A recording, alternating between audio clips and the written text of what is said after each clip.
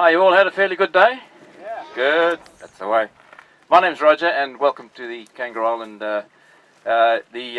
Kingscote Peliport. This is the busiest Pelican airport on the little island. I'll explain, sorry, we're the little island. That's the big island over there. It's more commonly known as Australia. We're more affectionately known as Alcatraz. We're over it. Now, just a few announcements before I start. If one of these guys happen to sidle up next to you, don't feel the urge to pat them, because they might think you're trying to feed them, and your fingers could be fish fingers, and we don't want that. Also, take as many photos as you like, go for your life, videos, doesn't matter.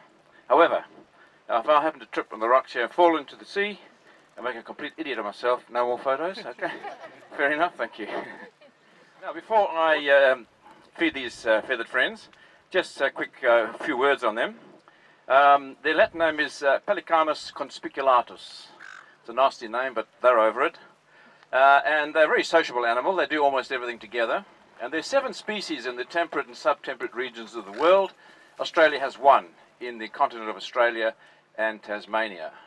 And I think it's only fair at this point to point out to our overseas visitors in particular, and those from Texas, is that we actually have the largest and we have the most beautiful birds. Just thought I'd clear it up. Now, they look rather large and cumbersome and heavy, but they only weigh about 6.5 kilograms. That's without food in their gut, of course. If you stretch one out, they'd be about 1.8 meters, which is about 6 foot in the old scale. And their wingspan is about 2.5 meters. They originally lived to about 21 years, and they're one of the few birds that have their 4 toes joined together, which is very useful for when they paddle in the shallows, but if they're walking on the cement and the concrete or in the rocks, it's a bit difficult. However, they manage somehow.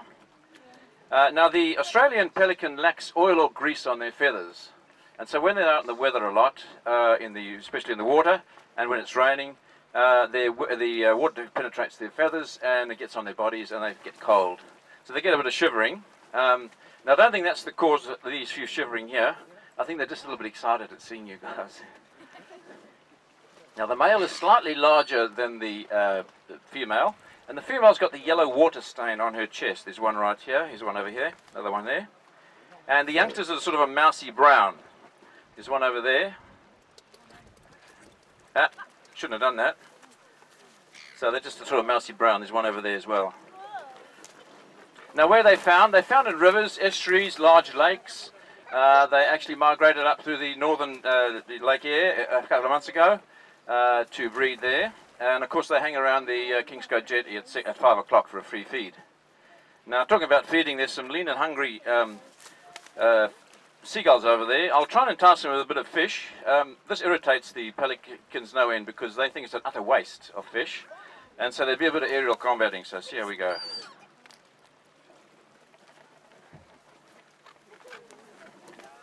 Oh, spat the dummy straight away, did he?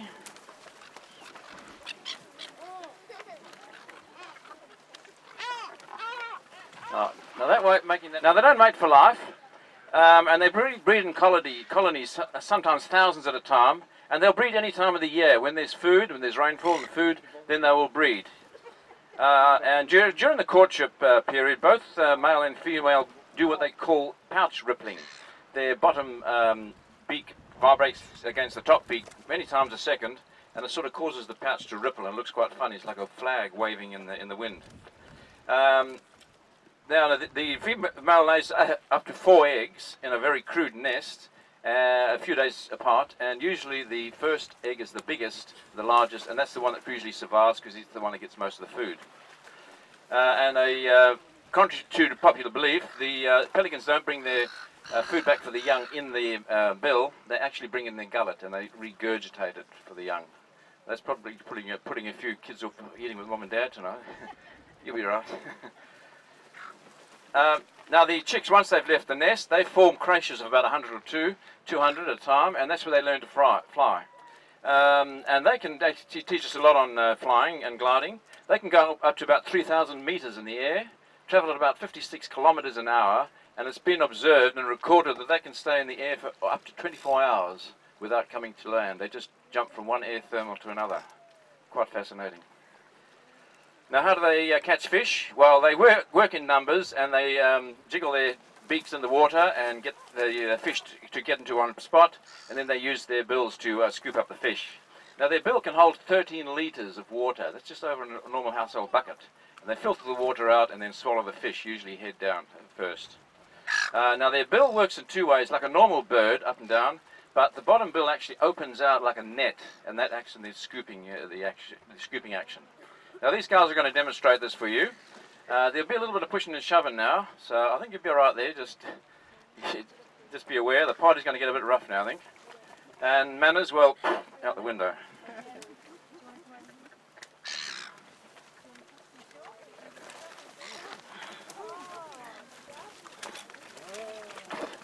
He's got the light, look at that. One football going down there.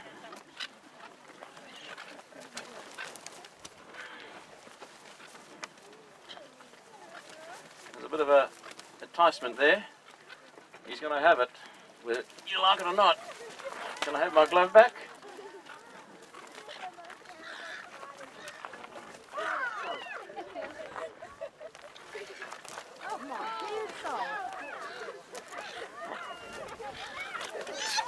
There's a bit of indigestion coming up there, I think.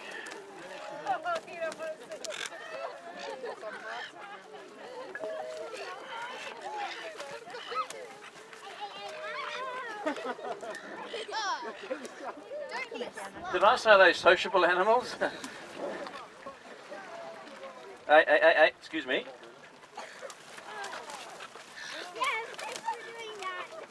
And a bit of a tussle of the beaks there. There it goes. Oh, all down. I said the party was going to get rough, didn't I?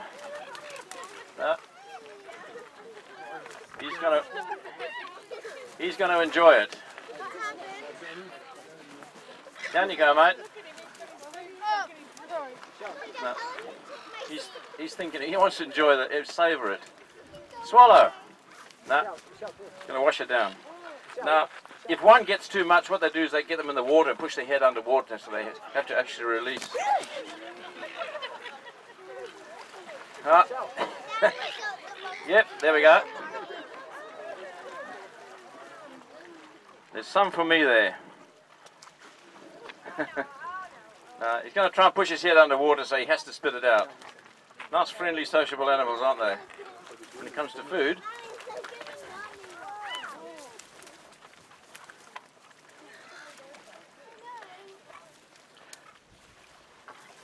Now the Pelicans' nostrils are actually sealed, so they can actually put their head underwater, but they can't actually dive underwater because of this lack of oil or grease. So they try and dive down, and what they just pop out like a cork. And of course their skeleton only weighs about 10% of their body weight. So to demonstrate this, they've been practicing an item for you guys. It's called the Bobtail Blues. Now they can't sing, so they're going to dance it for you. And it's called the Bobtail Blues because their tail's bobbing up and down. And it's the blues because it really doesn't make them happy. It actually irritates the hell out of them, because then they've got to walk around to get their wings all dry before they head off to the sunset. But it's a free feed. What the heck. Come on guys, Bobtail Blues. Now remember if I fall in. No, you got to join the others. Go on.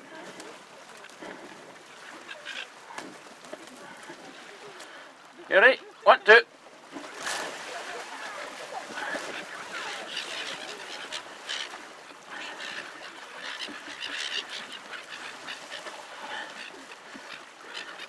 A lot of bobbing going on here. Like corks. What are you after, mate? Oh, there's a head. No, you sort it out later.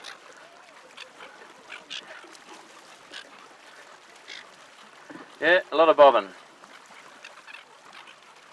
They try and lift their wings as well, so they can actually try and get a bit deeper. Now, before I leave you, just a reminder on the $3 donation as you leave, and also just a few words I'd like to share with you, written by Dixon L. Merritt, who observed the pelican, and he wrote a few years ago, "A wonderful bird is the pelican. His bill can hold more than his belly can. He can take in his beak enough food for a week, but I'm darned if I can see how the hell he can." Thank you for coming. Thank you.